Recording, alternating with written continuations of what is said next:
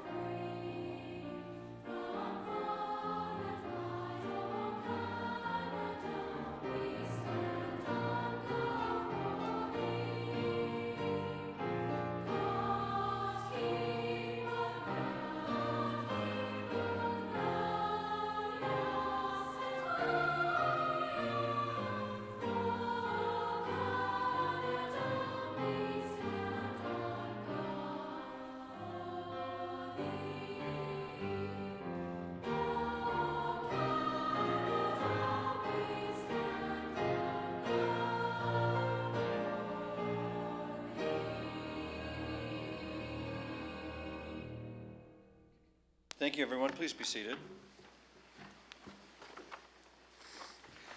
After our opening prayer, we'll have our moment of silent reflection, and then we'll begin the meeting proper.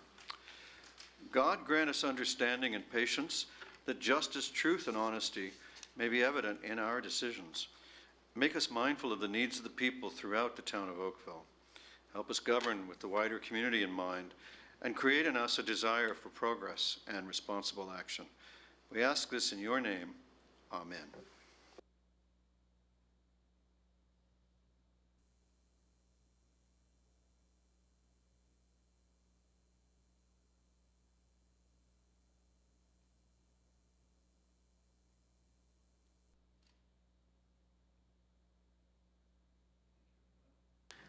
Madam Clerk, do we have any regrets for this meeting? No, Mr. Mayor, not that I'm aware of. I expect Councillor Grant may be late this evening. All right, thank you. Are there any declarations of pecuniary interest? Thank you. How do you wish to deal with your minutes of the previous meetings, Council? Councillor Johnston moves adoption. Councillor Duddick seconds. Any changes? All those in favor? Opposed? The minutes are adopted.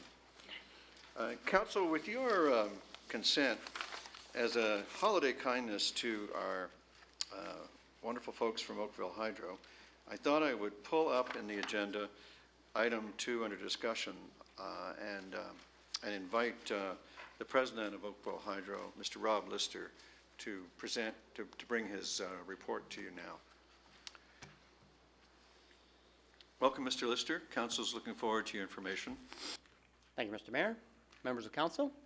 Well, this evening we have a two-part presentation. I'm going to first ask Mike Brown, who's our Vice President of Engineering and Operations and Chief Operating Officer, to present to you a video that was produced by the Canadian Electricity Association in conjunction with Oakville Hydro, and we're going to just give you a shortened piece of that. Then following Mike, I'm going to have Scott Mudie come forward, Vice President of our Competitive Energy Services Group, and Scott is going to give a brief overview of our competitive energy businesses. So I'll ask Mike to come forward, and then following Mike, we'll have Scott. Mike, Rob.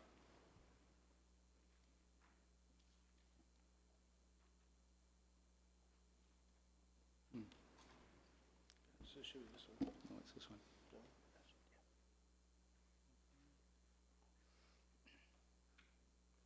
Yes, good evening, Mayor Burton and members of the council. We sit on the CEA, or the Canadian Electricity Association. I'm just going to turn the...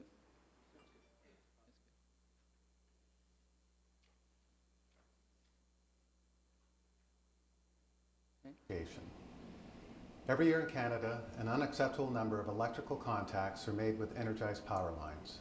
A significant number of these contacts are made on the construction site and are the result of non-electrical work conducted in the proximity of electrical infrastructure. The corporate utility members of the Canadian Electricity Association take this matter very seriously. As part of a national effort to reduce the number of these potentially deadly electrical contacts, CEA's Occupational Health and Safety Program has produced this video to reduce risk through education and awareness. I hope you can learn from this video, the second installment in our series, Electricity, the Invisible Killer. Thank you and be safe. Just pause for a second. Oakville Hydro and Springboard Management, our safety consultants, volunteered to put this video together in consultation with the CEA. The actors in the video are actually Oakville Hydro employees, as well as employees from Elcon. You'll also note that it's on town property. It's at the Operations Center here in Oakville, and the fire department was in assistance. So this is, as Rob's indicated, a very brief video. The actors actually had to be bilingual because it's going to be a national video, and it was released in November. So I'll just continue on. Hi, Stefan. How are you? Don't worry about the camera. We just want to record your version of events for the incident that occurred May 19, 2013 at 127 Steeles. There was a fatality from electrical contact, and you were the first on the scene for us. Can you tell me what happened? Well, we were leaving the first scene. Then we got the call on the radio saying that there was a construction crew that made contact with overhead lines. So I rushed to the scene. As I got there, the first responders were already working on the victim.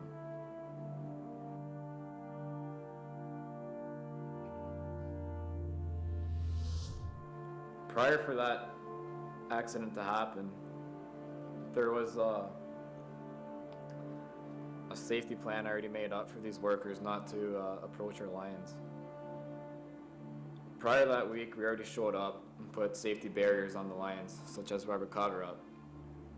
And we told them it's not for personal protection, it's for visuals only. We had a temporary disconnect planned for them so they can work around our lines safely. But when I showed up, the scaffolds were already up. They were working on them.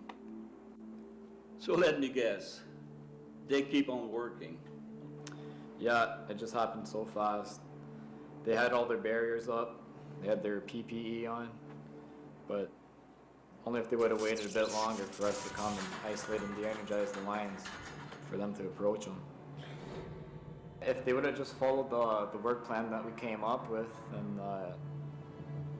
everything would have happened well, but they choose to ignore the work plan, and they didn't wait for a disconnect that day, and if they would have waited, it'd still be alive, right? Sorry to hear that. It is not your fault. We have arranged for counseling. Take some time off and let me know if you will be ready to come back to work Thursday. Thanks, Chief.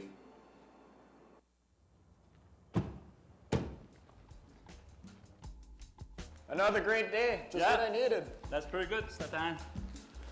So, how are you doing? There's Pete. How are you doing, Pete? Guys, how are you? Very good, very good, thanks. Glad to see you again.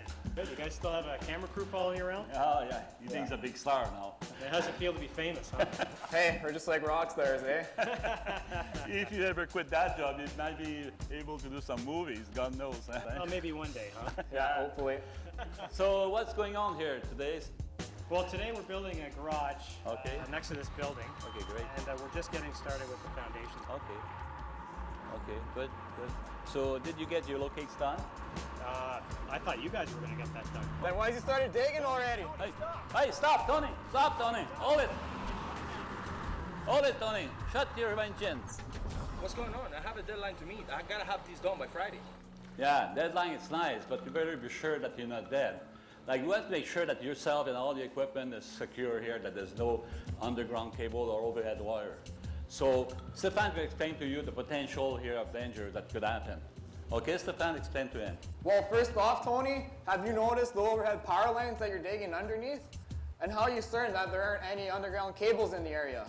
You have no locates. That's what we're here to do. Our map showed that there is some underground primary cables in the area. We will locate that for you so you know where it is. And when you're operating the machine that requires locates from the utility, you should always remember that anybody not operating the machine should stand at least 10 meters away.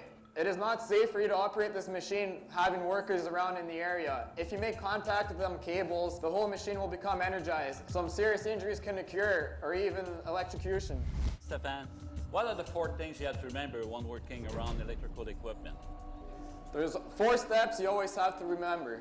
Step 1, you gotta make sure there is no underground cables in the area that you are willing to dig. Also, you always gotta maintain your minimum safe distances near the overhead power lines in the area. Step 2, follow your safe work procedures. Third, if you deviate from your safe work plan, stop all work and reassess all hazards. Fourth, do not become a casualty. If there is an electrical accident, make sure all your co-workers stand a minimum of 10 meters away. You should stay in the machine unless it starts to catch on fire. All right, Tony, good thing nothing happened here today. Now take a break and we'll get some locates done for you. Okay, Tony.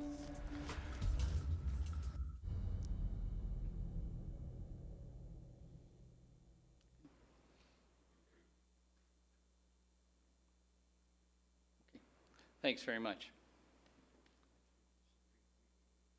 Yeah, Rob just reminded me, the extended version actually is on the CEA website, and it's called The Invisible Killer. This is a very abbreviated version. We just put a cut and paste together. So just to demonstrate Oakville's involvement in this national video. Thanks.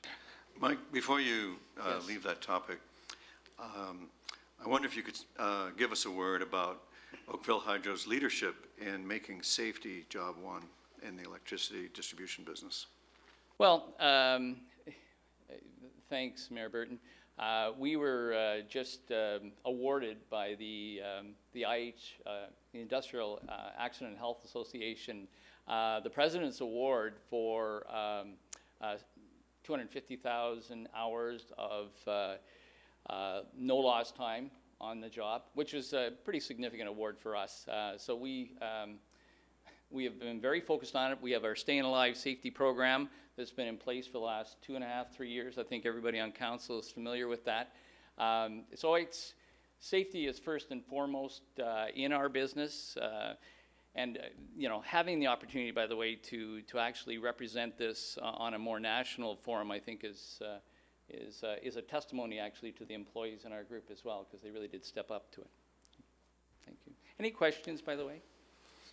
Councillor Demoff. It's an excellent video. Thank Who, you. who is it shown to? How do you get the right people to watch the video? Well, actually, it's put out on, as I said, the Canadian Electricity Association puts it out. They promote it within the industry itself. We deal with some of the provincial safety organizations as well as our LDC peers, and it gets noticed. There was broad media exposure when it was released in November. So every time we get into a, say, a contractor association, or we get into a broader public discussion or an event such as, we would take something of this nature forward, and that's what they're really trying to promote. Thank you. Thank you. Thank you, Mike. Okay, thank you. Scott, welcome.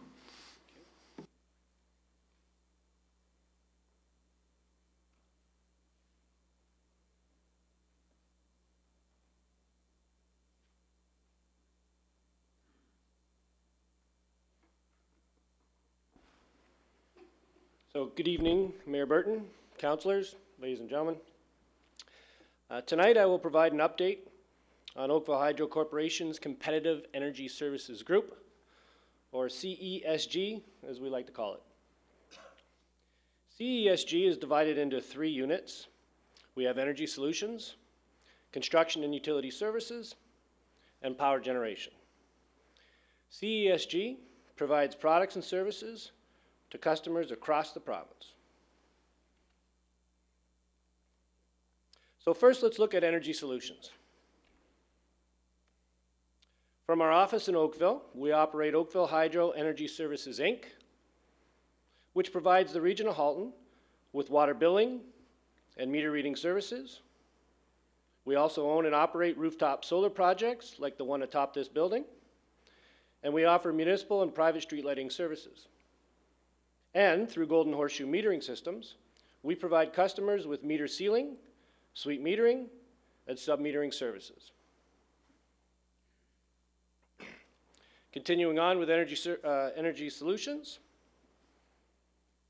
Created in 2011, Sandpiper Energy Solutions Home Comfort provides over 20,000 customers across Ontario with quality home comfort services. From rental water heaters to gas fireplaces, Sandpiper has a full list of products and services tailored to the energy needs of homes and businesses. But now let's look at construction and utility services. Based in Oakville, Elcon Construction has been providing customers across the GTA with underground and overhead utility installations since 2006.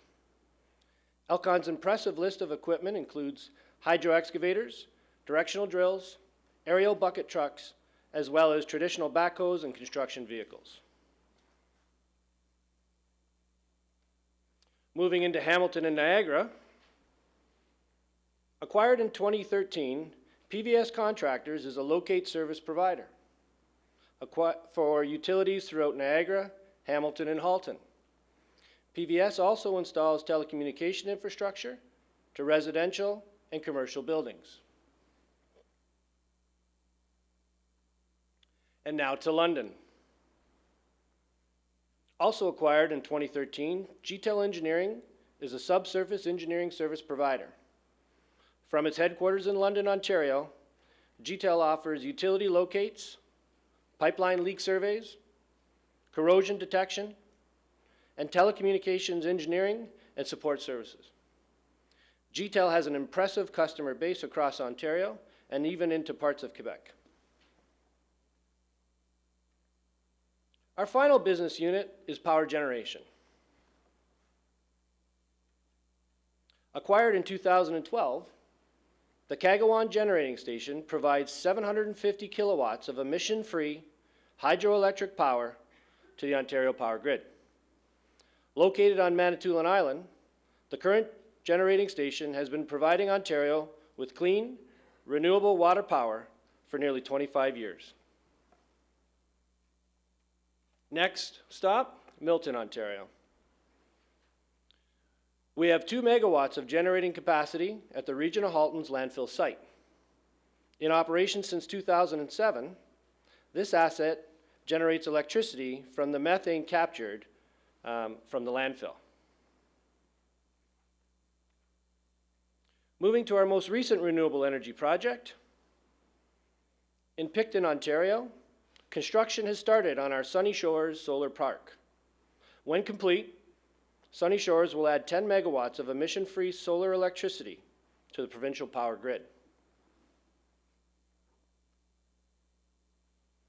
And in 2013, GeoExchange is starting to play a significant role in our energy portfolio. The Eddy, a condominium project in Ottawa, is one of several GeoExchange heating and cooling projects that Sandpiper Generation, in conjunction with condo developers, is undertaking. And that concludes my presentation tonight. I look forward to providing you with further updates as new opportunities materialize. Thank you, Scott. Questions, Council? Councillor Demoff, I know you like London, so I hope you enjoy that. We've expanded our interest to London. Thank you, Scott. Rob, do you have any final words for us? Do not. Thank you, Mr. Lister. Council, how do you wish to dispose of the recommendation before you in the agenda? Councillor Knoll moves it. Councillor Adams seconds. Discussion? All in favor? Opposed, if any? Carried. Oakville Hydro, thank you very much for your very excellent service to us all these years, and we look forward to even better, even more, even longer. As you know, onward and upward. Thanks. All right, Council. Yes. Yeah.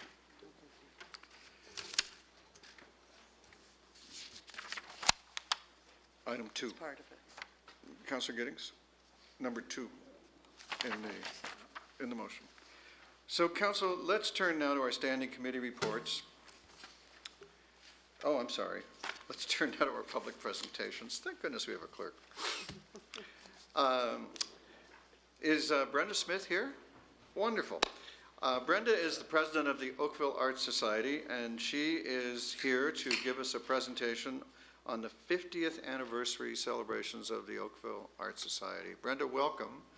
Council's very proud of how long this club has, this society has been in operation, and we look forward to your information. Thank you very much, and thank the rest of you for having us on your agenda tonight.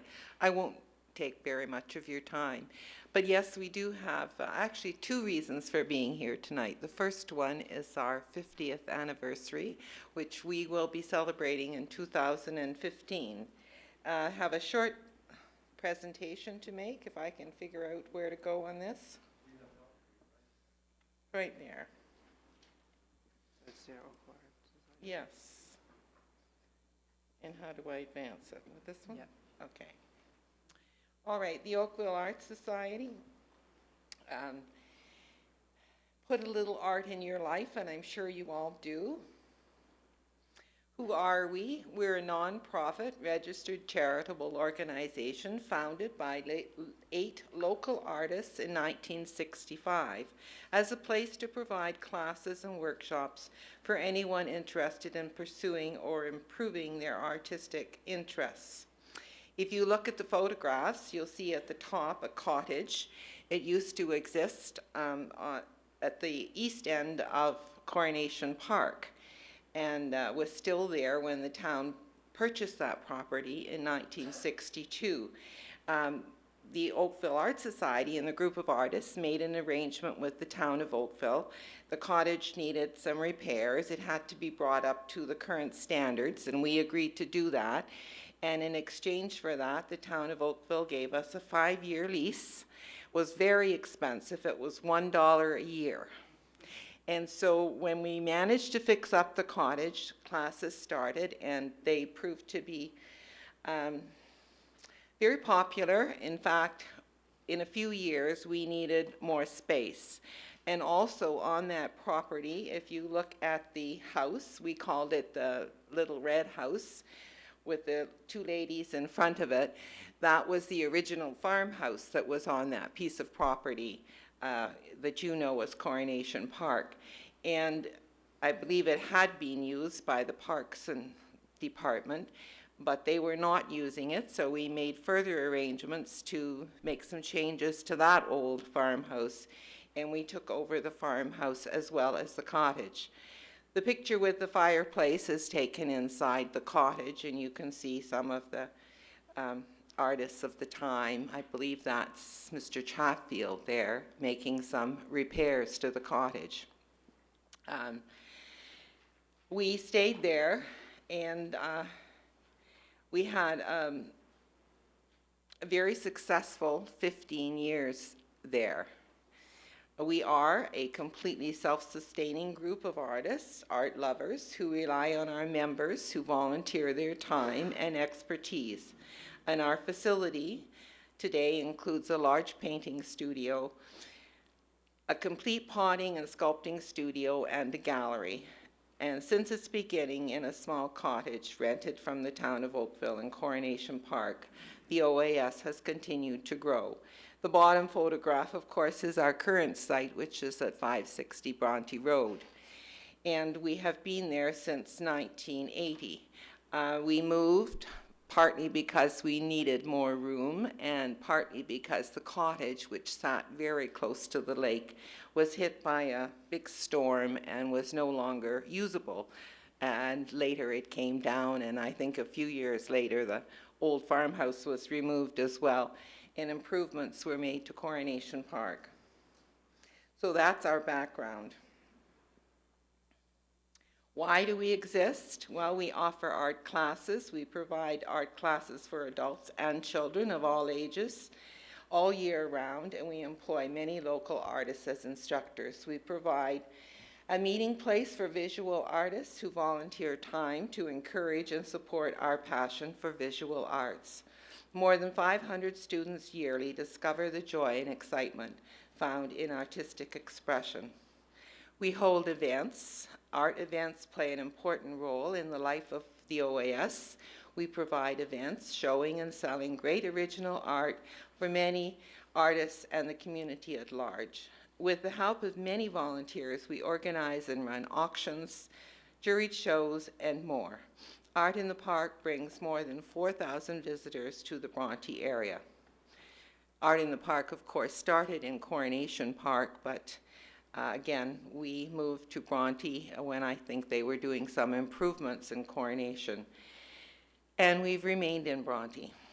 As a community, we support, donate, and collaborate with other art groups in Oakville, all to improve the quality of life in Oakville. We take part in community happenings like the Empty Bowls yearly project. Our potters there donate their time to make pots. We help organize fun and free classes for the Alzheimer's Society and Big Brothers, Big Sisters, and of course other groups as they come along. 50 years, OAS moves forward. Well, you might think that art doesn't change, but of course it does. And now we're offering digital art classes for the young who are always attached to their devices, and for the old who are just becoming familiar with what their iPads and other things can do. International artists, we're now bringing international artists to the Oakville area to give workshops. And we've had participants in this from across the country, as far away as Vancouver. And promoting Oakville, our goal is to promote Oakville as a vibrant visual arts community to offer local residents and visitors alike. And in 2015, we celebrate our 50th anniversary in Oakville, one of Ontario's oldest existing art groups, and perhaps we're one of the oldest existing art groups in Oakville as well. I can't say that for sure. That's why we're asking you tonight to help us. Here, just a quick look at some of the artwork produced by our members. Local scenes.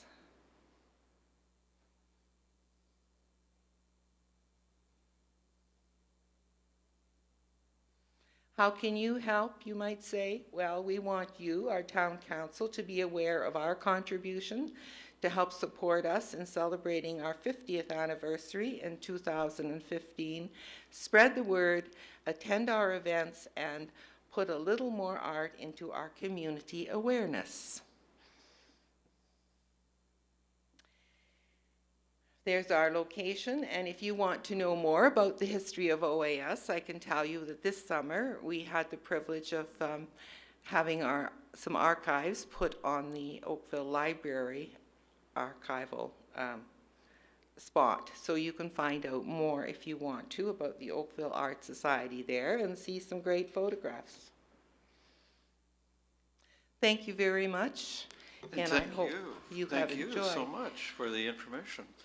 I wonder, do you want to say a word about the annual art auction? I know I go to that every year. And I'm so glad you mentioned that, because last year at the art auction, one of our members, Michael Young, came up to me with the mayor beside him. And he had been talking to the mayor, and he asked the mayor if he had any problem with him using the mayor as a subject in a portrait class that he was taking. And the mayor said no to that. And our artist, Michael Young, is a longtime member of the Oakville Art Society. Michael is here tonight, and he has something to present to the mayor from the Oakville Art Society. Michael.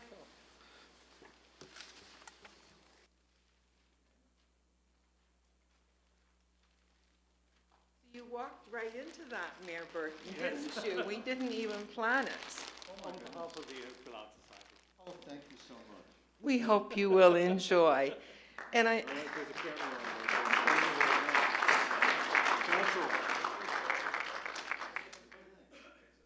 I must say that the mayors of Oakville since 1965 have attended many of our events, and they've not all received portraits, at least not to my knowledge, but it seemed like an appropriate and fun thing to do. Thank you again.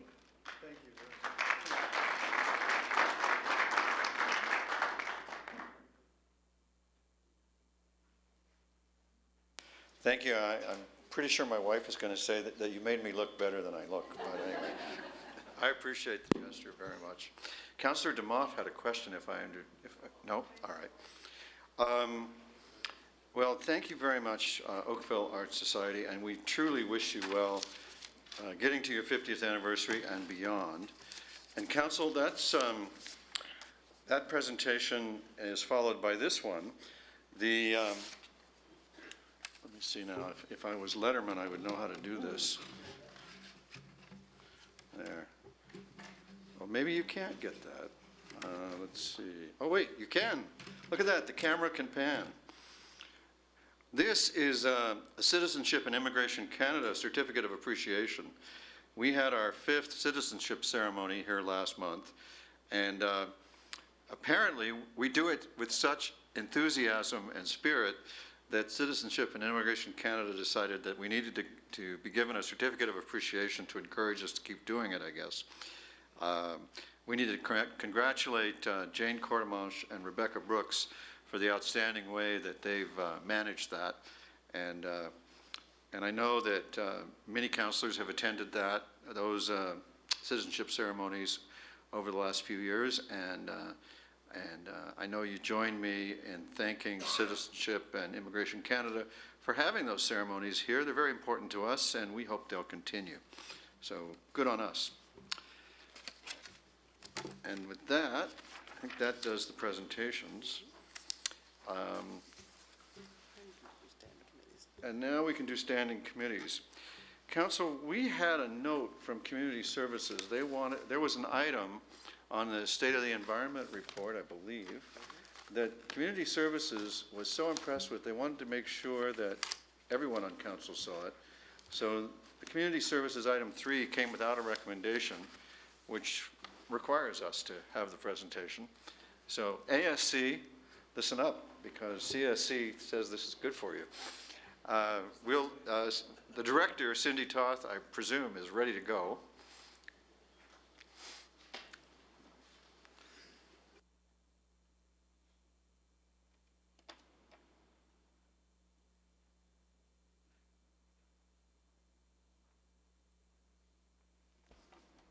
Good evening. Through you, Mayor Burton, we're delivering a presentation on deferred item number 3 from CSC on December 3rd. The report was prepared by Donna Doyle, who is on a sojourn to India right now and sends her regrets. Not really, but I'm sure she's here in spirit. This is the 6th annual report that we've provided to Council on the state of Oakville's environment. This report generally provides the update, the draft report as an appendix, and we also presented this time Appendix B, which pulls out all of the tables and the graphics related to the indicators included in the State of the Environment report. The SOER brings out and has identified indicators that relate to each of the goals in the Environmental Strategic Plan. And just to refresh on the 6 goals, 1, to sustain and enhance our natural environment. 2, reduce our resource consumption and waste production. To establish and support an environmentally friendly transportation network. To create and support a healthy, resilient community. To foster environmental stewardship through education and community involvement. And to lead in applying best environmental management practices. We compile the State of the Environment report using data gathered from our partners. And the partners include Oakville Hydro, Halton Region, Conservation Halton, Union Gas, Oakville and Milton Humane Society, the Ministry of Environment, Ministry of Natural Resources, Ministry of Transportation, Halton School Boards, Environment Canada, and CMHC.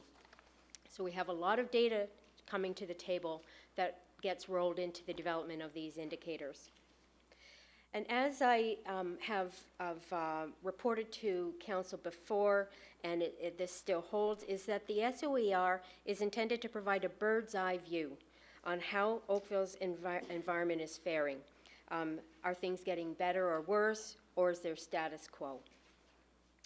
There's value in making these determinations since indicators can flag up where work is achieving results, where more work is needed, and also where there is a need to revisit the chosen indicator if it is not representing what is being monitored and measured, as well as another indicator may be able to do so.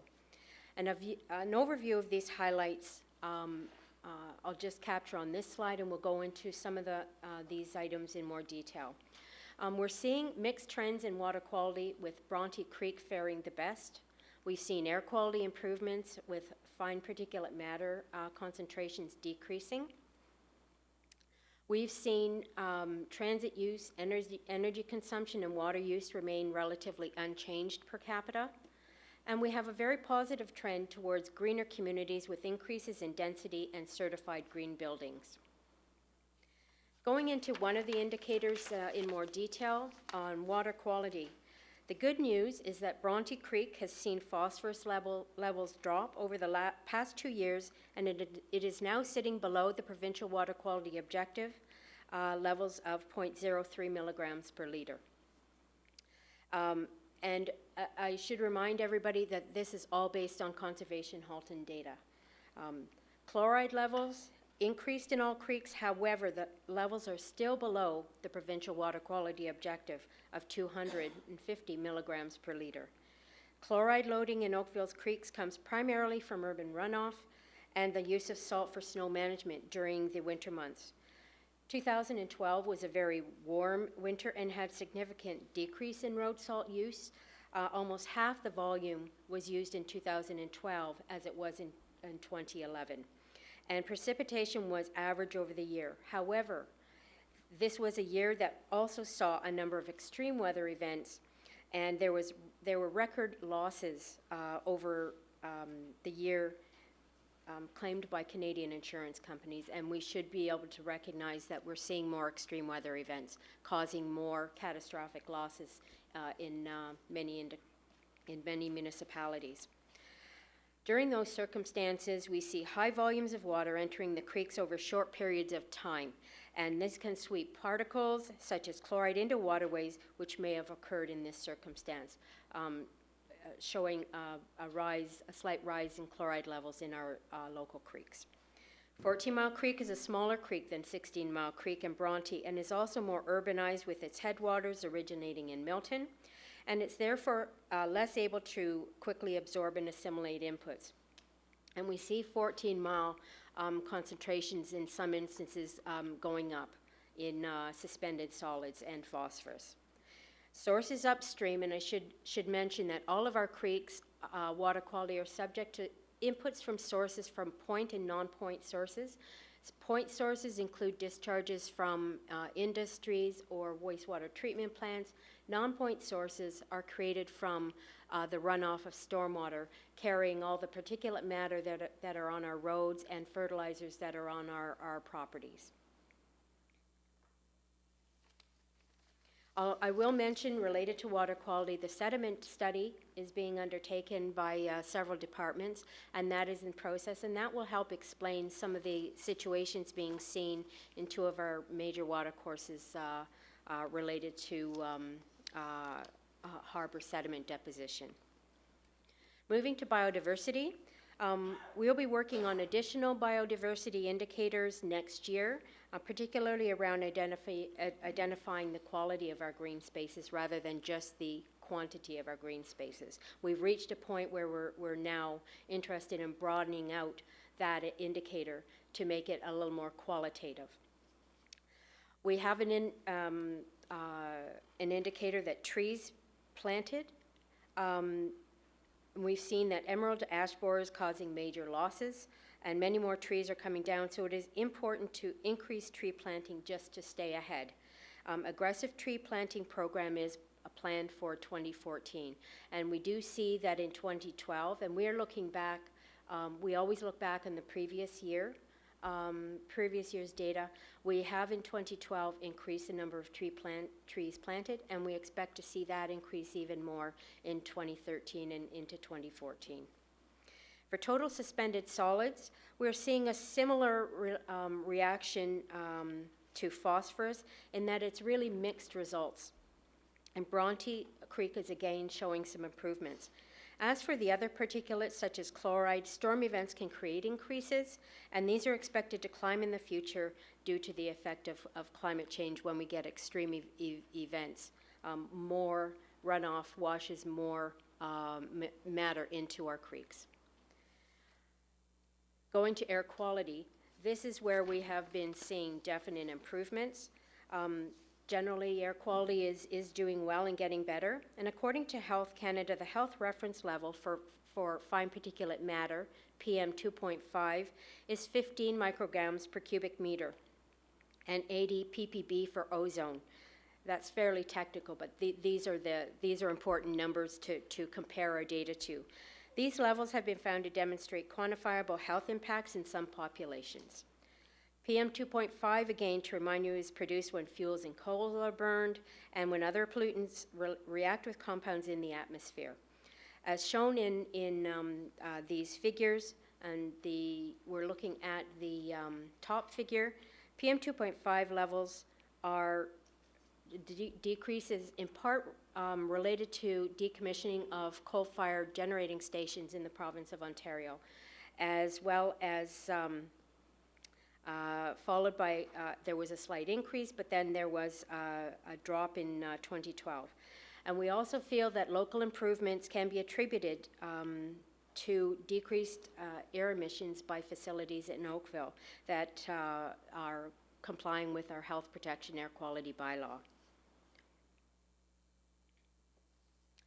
We have seen also a greening in development. We have seen denser communities. We have been looking at targets that established in ROPA 38 that is looking for 50% of new housing units to be townhouses or multi-story. And in 2012, Oakville reached 56.5%. There were about 1,300 housing completions in Oakville, and 43% were singles, 21% were row dwellings, and apartment completions peaked at 35%. Since 2002, housing densities have been moving away from single family to more dense forms. And the ROPA 38, Halton Regional Official Plan, introduced a housing density target for new housing, and we have been moving forward to that target steadily over the last few years. Turning to resource use and environmental behaviors, the general trend on these indicators are directly related to consumer behavior, and generally there's been status quo on these for 2012. We do see positive trends when new programs or services are rolled out. For example, waste and recycling improvements were introduced in year 2008, when the green bin was introduced, or transit use changes came in 2010 when we started to see the effects of service and route changes. However, things tend to level out when we have program status quo. And what we're seeing is that when we tackle new initiatives, you see an increasing trend, an improvement trend. So that means we can measure the impact of some of our programs, pick up that positive effect in our indicators. And that just lends the argument to continuing to push the envelope and continuously improve the programs and services we offer, especially to help residents use resources more efficiently.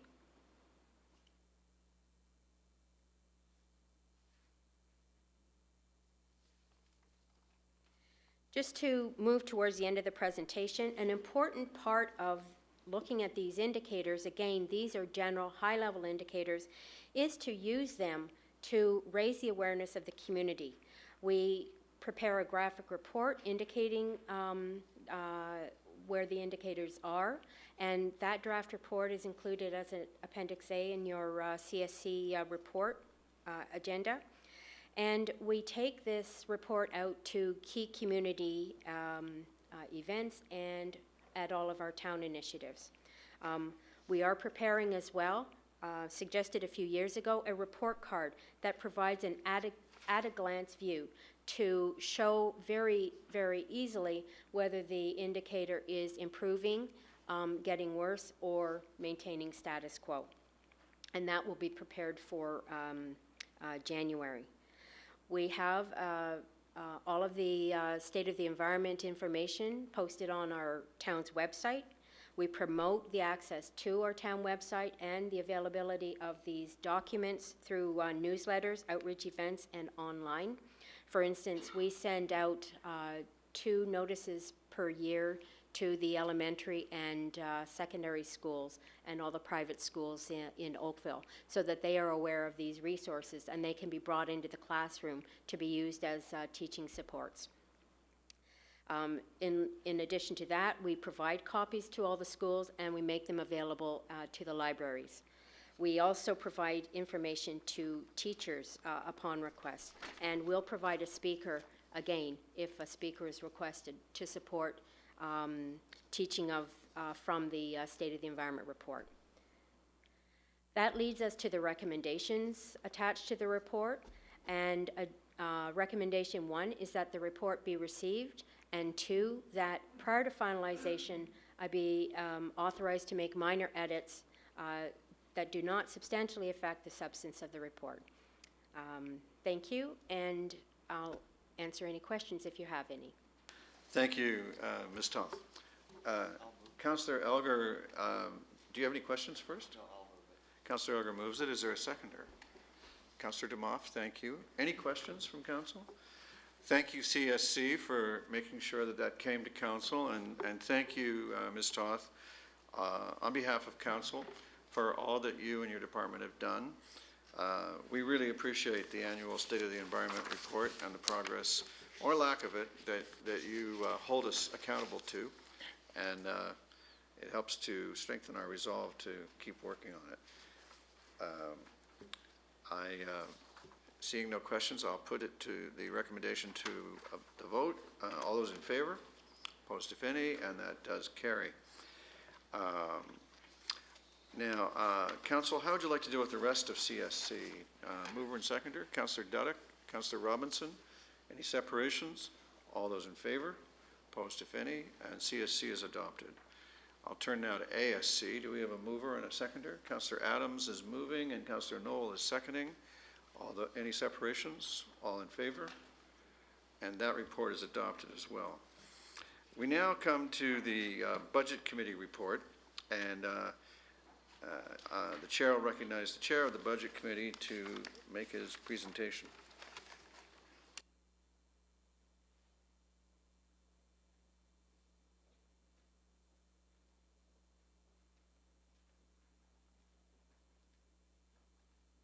I'm going to give you your annual budget report.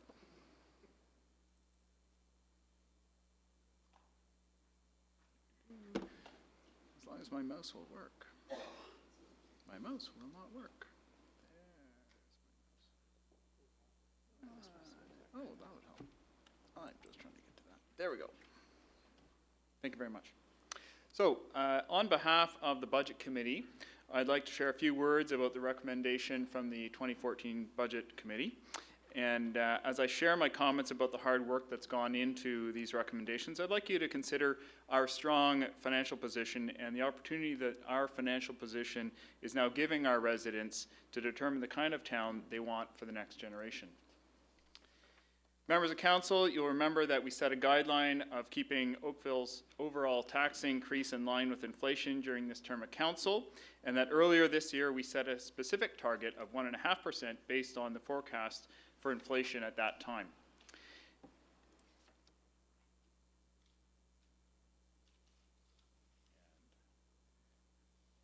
Apparently, we still have technical difficulties. Use the arrows, I'm being told. There we go. The 2014 recommended budget meets these guidelines. The recommended Town of Oakville property tax increase is 2.11%, which when combined with the region of Halton and education portions of the property tax increase, creates an overall property tax increase of 0.83%, which is lower than the 2014 consensus forecast of Consumer Price Index, or CPI, of 1.8%, as well as the Bank of Canada inflation rate for Q3 for 2013 of 1.1%, which is the most recently available quarter. Now, our early plans for 2015 are also comparable to the forecasted rates of inflation, so we're not pushing the costs off into the future.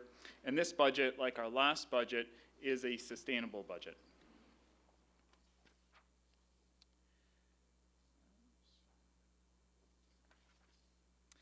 We're providing services that residents need and value.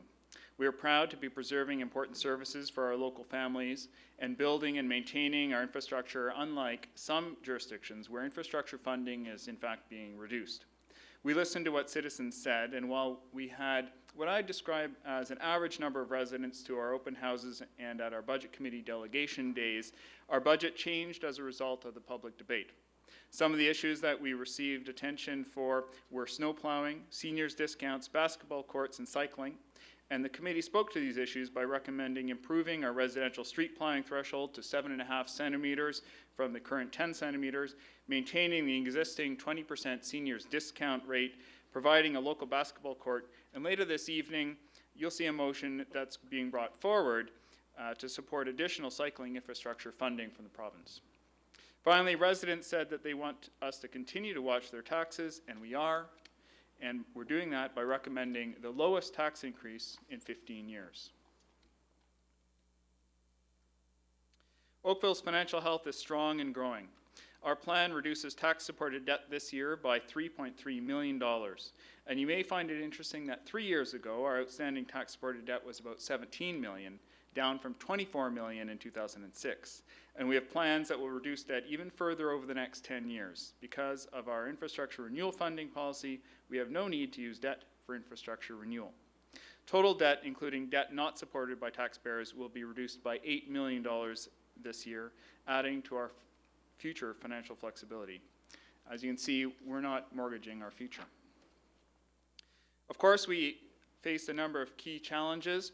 Of course, we face our own inflationary price pressures, and of course, some of those exceed CPI. For example, the construction price index is running at about 2% in this area, and of course, that impacts the town's many capital projects. On program revenues, staff were directed to maintain and improve cost recovery, and all program revenues have been reviewed. Fee increases were approved by Council in November and were incorporated into the budget. This resulted in an additional $1 million in revenue. And further, volume figures were reviewed to add another $3.5 million, mostly in the planning, development, engineering, and building services, and that's based on the expected development activity. All of this reduced our reliance on the general tax levy. We also have cost of operating new facilities and building and maintaining our infrastructure. I'll get to that in a moment. But all of these costs are partly offset by our ongoing internal efficiency review, which I think many of you will understand as PB2, and that's identified $1.6 million in permanent savings in areas that most residents will never notice because it has to do with how we provide services, not what services we provide.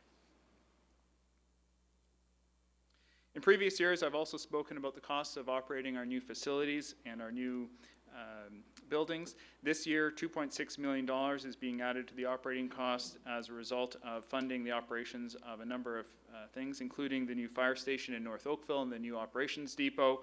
And of course, we have an additional caravan transit service that's being funded. Now, we're also keeping our house in order. Through the ongoing discipline of our annual 1% capital levy and the additional funds this council added through the annual paving levy, and this council's work to introduce the local infrastructure levy, which was, if you'll recall, Oakville's share of the money that was being sent to Toronto through GTA pooling, we now have high quality infrastructure that we can be proud of and that we can afford to maintain. We have reformed our funding for infrastructure renewal so that we're in a unique position among municipalities. Very few municipalities are in a position where their funding for replacing the decaying infrastructure is available. So our funding for replacing decaying infrastructure is equal to the rate of depreciation. So I can tell you that very few municipalities are in this favorable position. Now, regarding the town portion of the total tax increase, less than half of it relates to maintaining our current services. This is the 0.95% figure that you'll see there in the town base operating budget, and everyone should note that that's about half the rate of the projected CPI for next year. Just slightly more than half of the Oakville increase relates to renewing our infrastructure. That's the 1.16% that you get when you add together the 1% capital levy and the 0.16% road resurfacing funding. And this is the funding that we use to dedicate to ensuring that our infrastructure doesn't crumble and that we're not passing costs unfairly onto the next generations. So you can see that the overall impact will be a 0.83% increase, and as I've said, this is the lowest increase for Oakville in 15 years. The 2014 budget includes total operating expenditures of $264.1 million. I won't go into the details, but you'll note that the majority of the costs relate to programs and services that are actively used in the daily lives of our families and residents. They include core services like road maintenance and storm sewers and the fire department. They also include libraries, parks, recreation, Oakville Transit, and many, many, many more. You also need to understand, and citizens need to understand, that our expenses are not all funded through the property taxes. Less than 60% and dropping are coming from property taxes. By comparison, in 2003, when a number of us, including myself, joined this council, 66% of our revenues came from property taxes. And the rest comes from a variety of sources, but most notably the fees and charges that we have for our programs and services. These fees, of course, include the fees that I spoke about earlier about planning, building, development, engineering fees. So altogether, this makes up about a quarter of our funding. And of the $157.9 million in tax dollars being raised in 2014, the largest share will continue to go to renewing our capital infrastructure, followed closely by the Oakville Fire Services. And of the $53 million in capital funding in 2014, a substantial portion relates to just getting around. In fact, 3 out of our 4 largest projects include road improvement, road maintenance, and transit, and these 3 alone make up almost a quarter, 23% of our 2014 capital budget. And our road resurfacing budget, everybody, this year will be the largest in Oakville's history at $6.25 million. So our roads program targets have point us towards 100% of our roads at a satisfactory quality level within 10 years. And so we're doing that while others are letting the roads decline.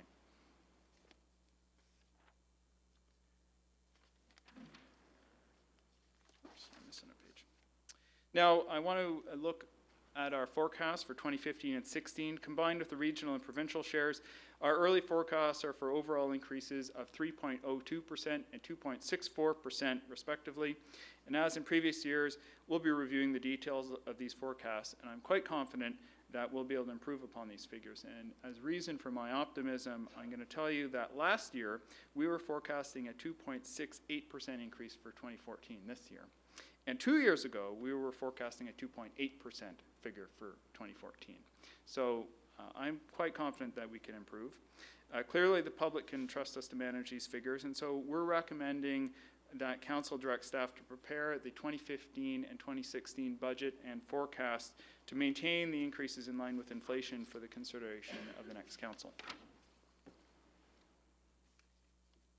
Now, before I conclude, I want to share this with you. This is a slide shown in Guelph about a year ago by Mayor Karen Farbridge during her State of the City address.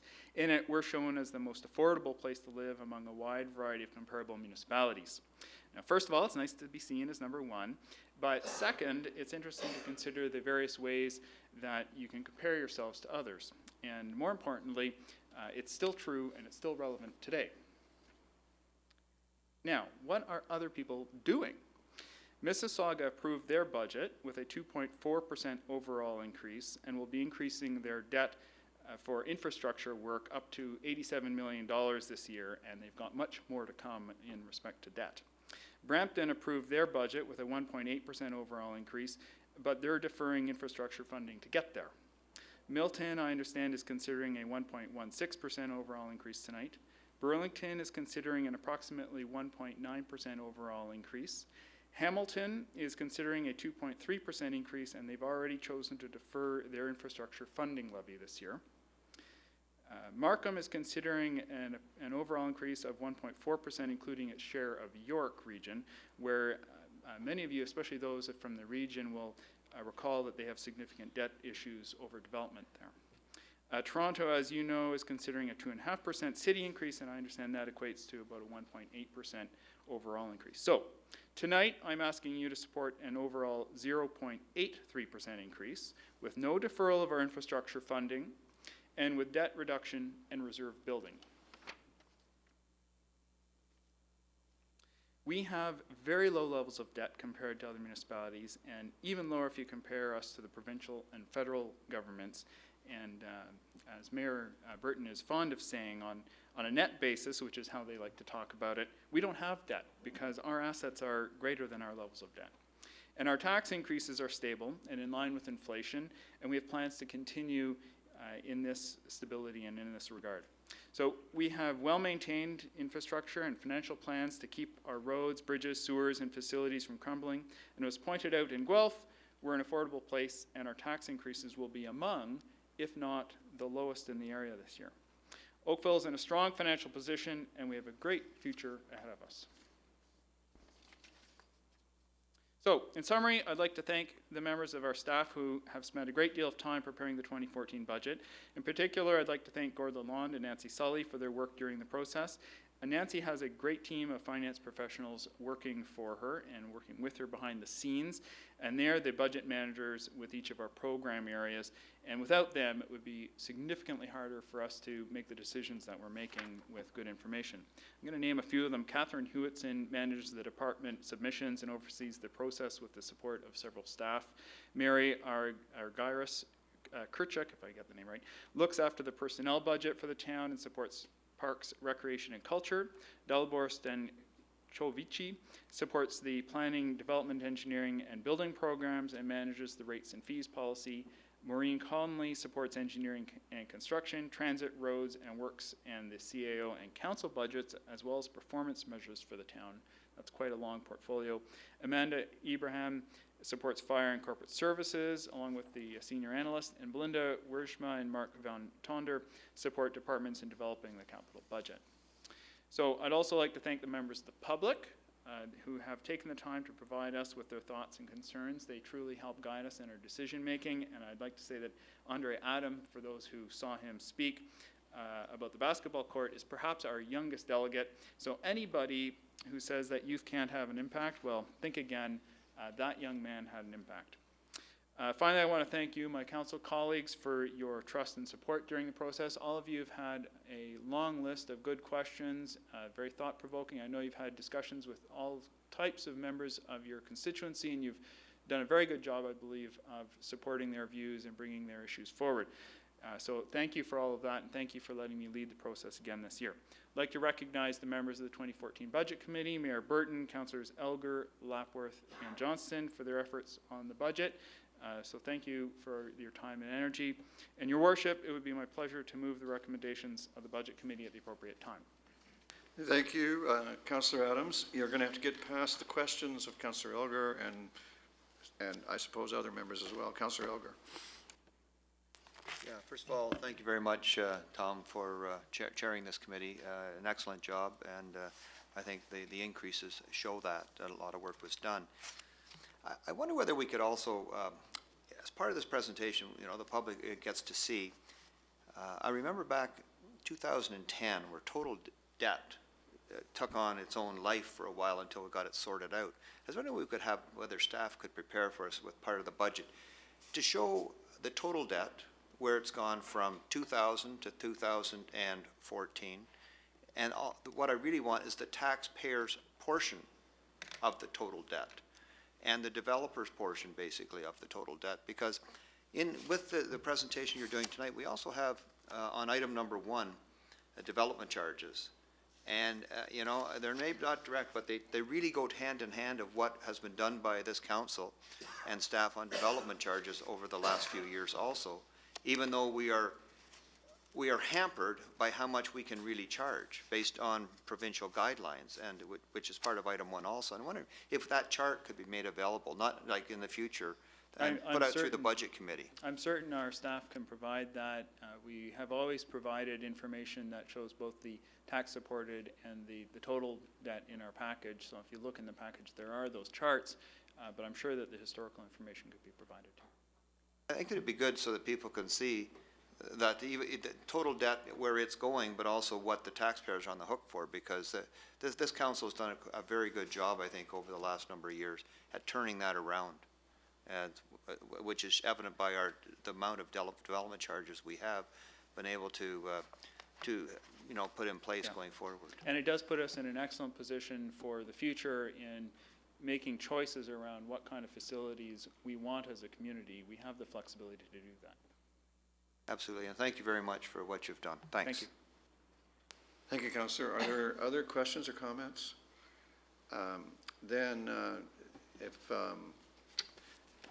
Councillor Adams, included in your motion, may I assume, is approval of the minutes of the Budget Committee meetings that are also on the agenda this evening? Yes, of course. Then can I look for a seconder for the motion? Councillor Demoff, thank you for that. Is there any further discussion on the matter? Shall I put to vote? All those in favor? All those against? That carries unanimously. And a 15-year record, that's something.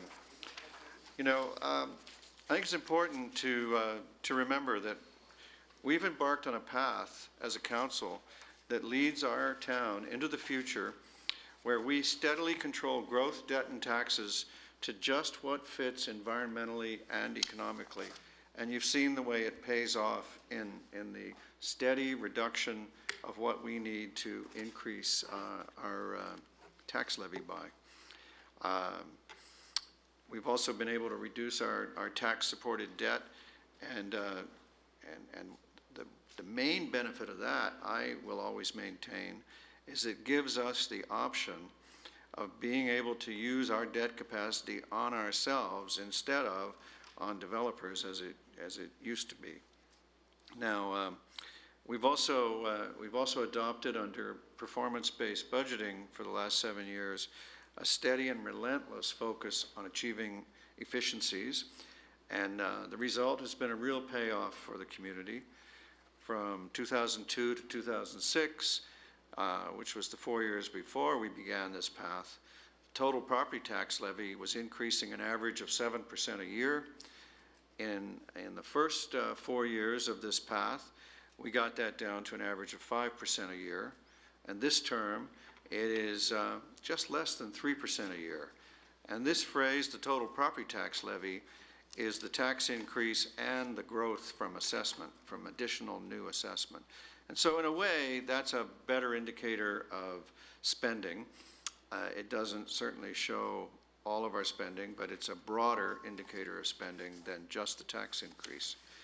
And what we have to show for it is a greener, cleaner town that everybody remarks on the quality of. The improvement to the roads has never failed to be commented on as I go around town. And the improvement to the fit and finish, as I call it. In the auto industry, they call fit and finish the way the car is put together at the end. And the mowing and the plowing improvements that we've brought in have really been appreciated by residents as I go around the town to their functions. So we now have a kind of freedom economically and fiscally that comes from strong fiscal management. We have the freedom to look after our town's future needs. I thank you and I congratulate you for the hard work and the dedication that each of you has shown to achieving these goals. And I just hope that we can keep this performance up. I think we're raising expectations, but these are good expectations, and I know that we enjoy meeting people's expectations. So thank you, everyone. Thank you very much. I turn your attention now to the consent item. Item number 1 is the Development Charges Systems Review, and you have the report from the Finance Department. This is the item that I think maybe we should ask the town manager to just give a brief word of explanation of why this is important, because there's an important consultation going on. Mr. Green, would you give the public the benefit of a short summary of the importance of this? Indeed, Mayor Burton and to the members of council. About a month and a half ago, the province of Ontario released a document which is to look at the funding and development charges and how that takes place in the province. There's certainly been a lot of action that has been happening this past year, mainly through the development industry, including BUILD, which is the Builders and Developers Group, and concern about the costs of development charges on new housing. And from the point of view of municipalities, with respect to growth, it has been the position of this council as well as many other councils that growth should pay for itself. That is not something that should burden. The last major review of development charges was in 1997. There was a considerable rollback from what the pre-1997 development charges legislation, and at this point in time, the province is seeking input from municipalities as well as other stakeholders. There's been a series of roundtables that have been occurring. The Municipal Finance Officers Association has put out a paper. Their recommendations are contained in your report tonight. We're suggesting at this point in time, council support them. Over the next couple of weeks, there will be some other discussions taking place, and we'll be bringing a final report back for council to endorse, I believe, at the first P&D meeting in January. In addition to the development charges, there are two other areas that the province is seeking consultation, and that is the cash in lieu of parkland for higher density. There is, again, consideration as a result of input from the development industry, that is a burden on new development, particularly on the high density. And Section 37, which is a bonusing provision within the Planning Act, again, suggestions.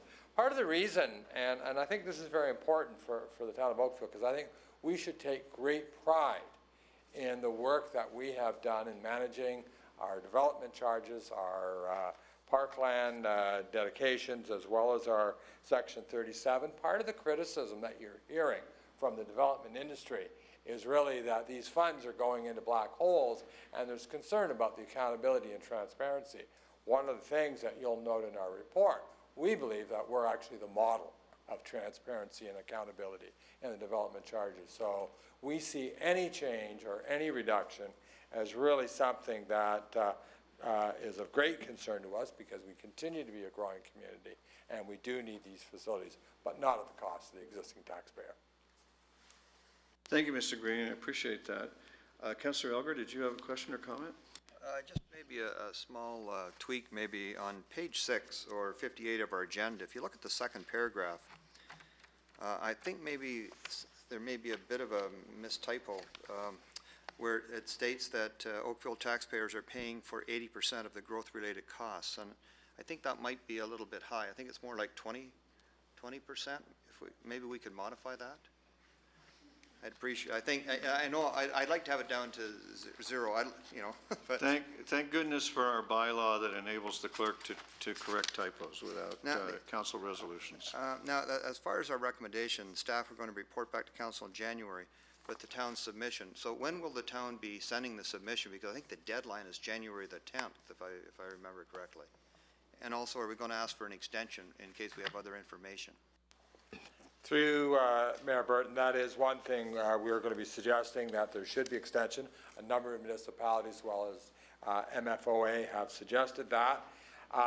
We'll provide the province with a copy of our report, which will get to them in time for that submission date, but the final ratification by council is actually the Monday after the Friday deadline. But it has been a very tight time frame. That's actually one at the sessions that we've attended with the province. It has been a concern because most municipalities have been busy with their budgets and year end, and so the timing is been very difficult, I think, for many municipalities. My final question is, can we put a spreadsheet together to show how much the taxpayers are subsidizing the developers at this point for growth, like year by year? Just, I don't think people really understand the impact it has on them. We'll certainly look at putting forward a comprehensive report. Okay, that's super. Thank you very much for doing that. All right, thank you, Councillor Elgar. Are there others? Councillor Adams. First of all, I want to thank our staff for what they've put together so far, and I wondered if they could also review the matter with the region as they put together their submission. We had quite a good discussion, I believe, at council at the region this past week, I guess it was, and in that we brought forward a number of issues, including who pays for the provincial infrastructure that's required, and whether the taxpayers are in fact supporting that element of the infrastructure. And of course, we require all of that for our transportation planning and a whole bunch of other things. So if staff could coordinate the submission with the region, I think that would be helpful. Through you, Mayor Burton, certainly this whole issue has been between the 5 CAOs of the area municipalities in the region. The treasurer is a common topic. Thank you, Councillor. If there are no other questions, a mover and seconder would be in order. Councillor Elgar, Councillor Adams, all in favor? Opposed, if any, and the recommendation is approved. Council, confidential discussion consent item C1, unless you want to go into camera to discuss it, but it seems to me a self-explanatory report. If you wish to approve it in public, then I would need a mover and seconder for a motion to approve the direction contained in the report. Councillor Lapworth and Councillor Duddick. All those in favor? Opposed, if any, and that is adopted as well. So, we're making good progress, Council. We have no confidential discussion items, and you've had your information items circulated electronically. You also have in your agenda the status of outstanding issues. That brings us to new business, and under new business, we have a notice of motion provided by Councillors Pam Demoff and Kathy Duddick. This is concerning promoting more money for cycling infrastructure from the province. So, Council, it would be my recommendation that, so I'll ask if you're interested in waiving the procedure bylaw to allow us to enact that tonight. And Councillors Demoff and Councillor Duddick are desirous of that, and they've moved that now. So I'll put to you the motion that we waive the procedure bylaw requirements to be able to consider it tonight. And I'll ask you to vote now. All those in favor? And that does carry. The procedure bylaw is waived. Councillor Demoff, your motion, and Councillor Duddick, the motion the two of you have put forward here is before council now. Would you like to speak? Councillor Demoff. Thank you very much. On a night when we received the State of the Environment report and Councillor Adams presented the budget, it seems quite fitting, and thank you for waiving the rules so that we could deal with this tonight. We're blessed in Oakville to have a vibrant and growing cycling community, and I want to recognize a member of the Oakville Cycling Club who's just put on his jersey, Leon Hawes. We did have another lady who was here from the cycling club who had to leave. So in Oakville, we have people who ride long distances or short distances just to go to school, work, or to shop. And some ride 100 kilometers, others ride 2 at a time. But they're all riding bikes like never before. And in annual polling done by the Share the Road Cycling Coalition, they found that 71% of people in Ontario agree that cyclists, or taxpayers too, have a right to use the roads, and a portion of provincial funding to roads should be earmarked to meet cyclists' needs. A majority of Ontarians, 68%, would prefer to cycle more often, up from 58% surveyed in 2012. And as mentioned in the motion before you, 70% agree that the Ontario government should actively support cycling, and 78% would cycle more often if there was more and better cycling infrastructure. The Budget Committee heard from 2 delegations, Natalie Decamp from Cycle Oakville and Leon Hawes from the Oakville Cycling Club. Both stressed the need to fast-track our active transportation projects and the need for more connected routes in Oakville. The town of Oakville is moving in the right direction when it comes to cycling. We developed an active transportation plan which will be reviewed during the next term of council. We have outstanding staff who guide the implementation of the plan. We're starting to keep cycling in mind when dealing with various projects in the town, and we were awarded a Bronze Bicycle Friendly Community Award. But the biggest stumbling blocks to having truly integrated and meaningful cycling infrastructure are the QEW and our waterways. To create the necessary cycling infrastructure to deal with these stumbling blocks requires multi-million-dollar investments. Other jurisdictions receive assistance from higher levels of government to deal with cycling infrastructure. The United States provides federal funding to municipalities for active transportation. Examples of state funding are in Michigan and New York, and in Canada, the provinces of Quebec and British Columbia invest millions of dollars in cycling. Today, Councillor Duddick and I are asking Council to endorse a motion that will call on the province of Ontario to support our cycling infrastructure. The Share the Road Cycling Coalition has called on the province to provide 1% of its transportation budget, or approximately $25 million, for municipal cycling projects, and this motion would support their recommendation. We are also asking Council to support the initiatives by the Mayor to see provincial investment in municipal cycling projects. As a municipality, we still need to move forward on our own active transportation projects and invest in cycling infrastructure. But with provincial support, we could move even closer to achieving our goals of a more active community. Tonight, I have brought for everyone who would like Cycle Oakville's Share the Road window clings, which were funded by an Oakville Community Foundation grant. So they're available, I have lots, available to any and all who would like them. Thank you for your consideration, and together, let's enjoy the ride, a bike ride. The motion before you does have the second portion of it, and I didn't see it distributed to the other members of council.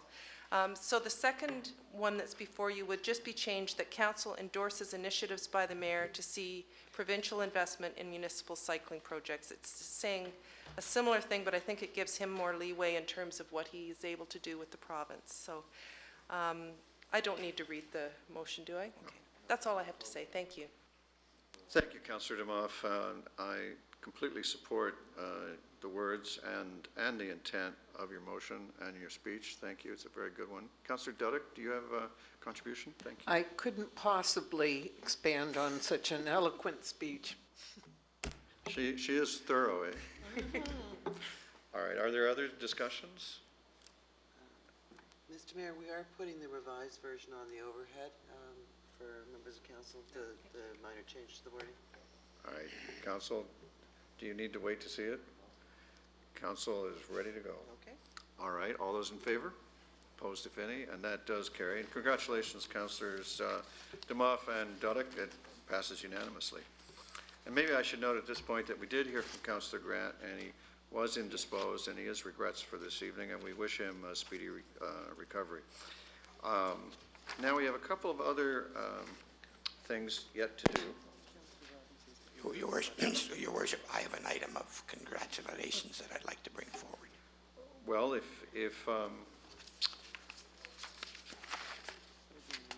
then I think that would be a good thing to do right now.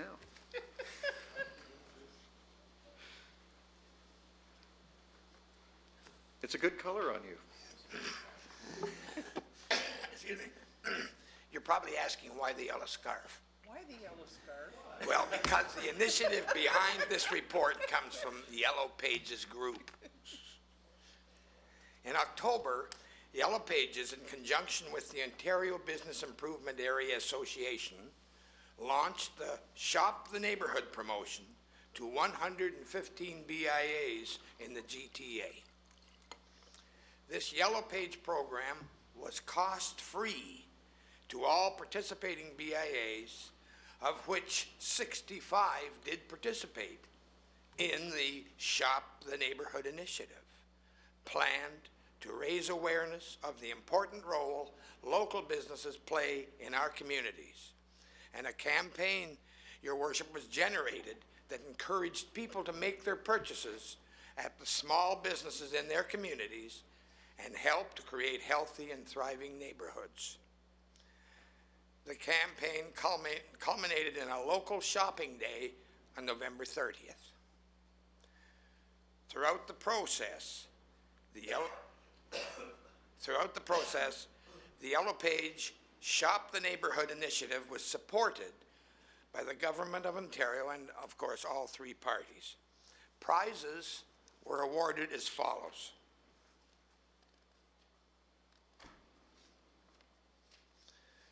BIA, there were 3 prizes. The BIA with the highest number of window decals and bargain deals displayed was one of the prizes. This was won by the Port Credit BIA, who offered 76 one-day special deals, but they did employ 1 staff person to assist.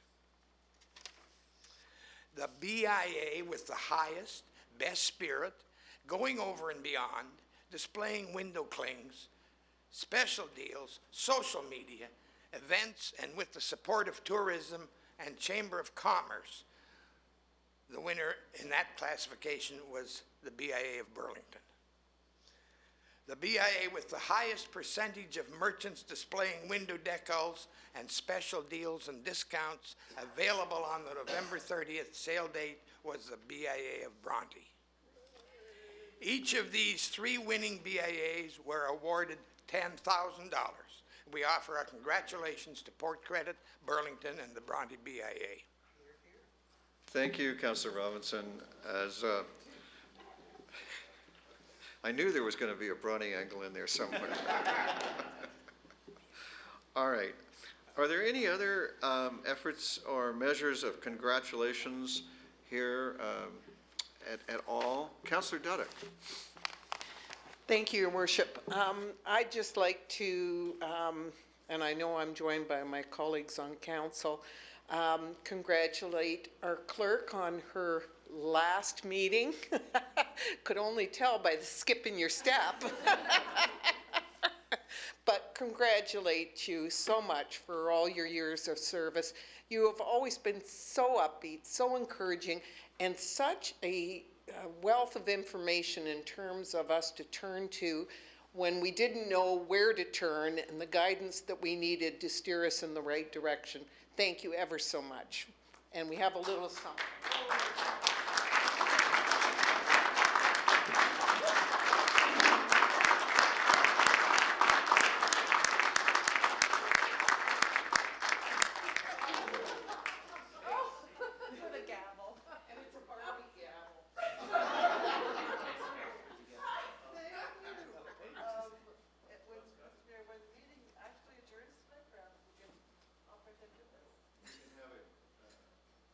I think it's a great idea. When the meeting ends, we will have a cake high. All right. Thank you all very much. And thank you for your long years of service. Any others in this category this evening? Well then, Council, I just want to give a brief note that our year, 2013, our year together, has been a year of positive momentum and very notable accomplishments. You have again collaborated extremely well together, and together we have made Oakville more livable, and that is the calling that brings us together here. I expect next year to be another great year, and in that spirit, what I want to do is I want to wish everyone a very Merry Christmas. Every one of you, every one of our staff, every member of the public. I hope everyone gets to spend this holiday season surrounded by the warmth of family and friends and loved ones. I invite everyone to join me and council to ring in the new year at our annual New Year's levee on January 5th at 1 p.m. in the South Atrium of Town Hall. See you there, I certainly hope. And now, council, we need to deal with 2 requests for reports. And the first one is a motion. They're both by Councillor Robinson and Councillor Johnston. They're very curious folks in Ward 1. They want reports. And the first one is that staff be requested to report back on the process relating to the collection and disposition of town enforcement revenue resulting from court prosecution outcomes. I'll put the vote. All those in favor? And those against? And that report is authorized. The second request by the same councillors is that staff be requested to report back by April 2014 on how issues raised during the in-zone public consultation initiatives, including the height and density issues raised by the Bronte BIA, will be addressed as part of the official plan review process. I believe that got changed to February. Oh, I'm sorry. The councillor wishes it to be February. Is that right? was changed to February, but it didn't get changed on this apparently. Is that right, Madam Clerk? So the clerk tells me that you'd like it to be February. Yes, sir. All right. So, council, I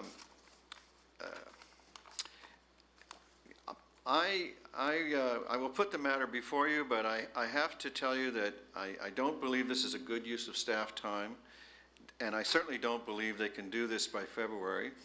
The only logical answer to this question is these will be addressed as part of the official plan review process, and to say how is basically, in my view, asking staff to say before they do the process what they'll do. So I'm at a loss as to understand what form of report, what actual content of report could possibly be given to this request. Councillor Robinson, could you perhaps find a way to make this sound like a better idea? Well, during the in-zone process, when Bronte finally got in on the act, albeit a little bit later than maybe they should have, they were having a lot of questions asked of staff. We had the planning department out there and the people, the experts in the in-zoning process, and many things happened, many things were said, and they compelled us to please make an effort to try and find a way to change the density issues, as it mentions in here, and the height issues in the official plan in Bronte. And all we're asking for, Your Worship, is council to support this request for a report so that it's in writing and it will become part of the actual official plan review that's coming forward in February. And the reason we selected February is that the Director of Planning originally told me that she would be having it in February. So I spoke with her again as recently as, I guess, this morning, and she agreed to change it to February from April. And we're just looking for the support of council to let the people in Bronte see that we are going to be dealing with their request. Not that All right, so then perhaps you would consider adjusting the request so that instead of asking for a report on how they'll be dealt with in the official plan review process, perhaps you're looking for a report on which of the concerns that were raised will be dealt with in the planning review process. And that way you would get a report naming the items, which I hear you to be asking for. Either one of those will work, Your Worship, but I must confess that the professionalism behind the creation of this request for a report was created by the Director of Planning. That's why that wording is the way it is. Okay, but you understand my worry I do. that we're trying to jump the... I understand that. Okay. So council, with the councilor's approval, if the report is which issues raised instead of how, will be addressed as part of the official plan review process, I would have no trouble whatsoever with the report. We'll just change the word from how to which. That's right. And that, I think, would satisfy what you said you're really wanting? Yes, that's fine. So, Yeah, council, you're right. then, with that change, I'll ask you to vote on Councillor Elgar. Well, I guess I'm trying to understand where Kerr stands and where the downtown BIA stands also, because at the in-zone meetings, like, they've been there and they've got a lot of questions. Wouldn't the report come out across Oakville for everybody with the issues? Why are we singling out one? Everybody's going to be interested in Oakville. Nobody else is as anxious or worried that they won't have their issue dealt with in the 5-year official plan review process. This is a special request by the Bronte folks. And I think underlying it is the fact that what they were asking for as part of the in-zone process was for changes to density and height, which are OP, official plan issues. And those were the product of extensive community consultation during the creation of Livable Oakville and a special study of the Bronte area. And during the in-zone process, the people who came forward were only a subset of the Bronte area who back in the previous process had wanted more density and more height and didn't get it. So in a way, so my great worry about this is that we should limit this to specifying which issues raised by Bronte will be will be brought forward. I don't believe either of the, well, first off, neither of the other two BIAs brought those concerns forward. So, I mean, you would put the staff to a bit of a challenge to go find, you know, I mean, you won't find things to add. And in any case, the other two, I believe, are perfectly happy with the highly consultative process that we conduct. If you would like to change it to say by BIAs, that would still capture Bronte, and it would allow staff, it would allow us to look more even-handed and not to be singling out Bronte over the others. I hope Bronte could live with that. Bronte appears to be able to live with that. That's fine. So, Councillor DeMoff? Just for clarity in this, the official plan review process, could we perhaps add when that's happening as well? Only because I don't want anyone to think that in February, the way this is worded right now, it sounds like we're doing the official plan review process. I realize it's the in-zone that's in February, but I don't want anyone to read this and think that Bronte's concerns, which are part of the official plan review, will be dealt with by February. So maybe will be addressed as part of the official plan review process in whatever the timing is. 2015. Okay. So, Commissioner? The official plan was approved in 2009 by this council. So in essence, in 2014, planning staff were bringing a report forward, which was setting out the process to look at the review of the official plan. As you say, certainly it's not the plan itself, but it's the process that would go about looking at the review of the official plan. But that won't be done by February, though. That's no, but I'm just concerned that because it says to report back by February, and then you've got will be addressed as part of the official plan review process, I just wonder if we should, February 2014 is the in-zone coming back to us, correct? I just think we should clarify which, the two are quite separate, and you're going forward, whatever comes back in the report will be dealt with later, not in February 2014. So what's coming forward in February of 2014 is the in-zone report, but also coming forward at that time will be a report on the official plan review process that is starting. So it sets out for council, we need to review our official plan. These are the various issues and items that we'll be looking at. This is the time frame in which we'll be looking at it. So it's initiating at that point in time, and it'll be at least a year or more in terms of getting to a conclusion on the process. So I think the key word is will be addressed as part of the official plan review process. That's what's coming forward in February of 2014. Councillor Bird. We're finished with number one. I had a question for clarification on number two. If that's possible. The second thing, which is the court revenue or the protocol for provincial offenses. We passed that one. Okay. Well, can I ask then the staff why? Normally this has been established at the regional level. In the municipalities, they collect court revenue.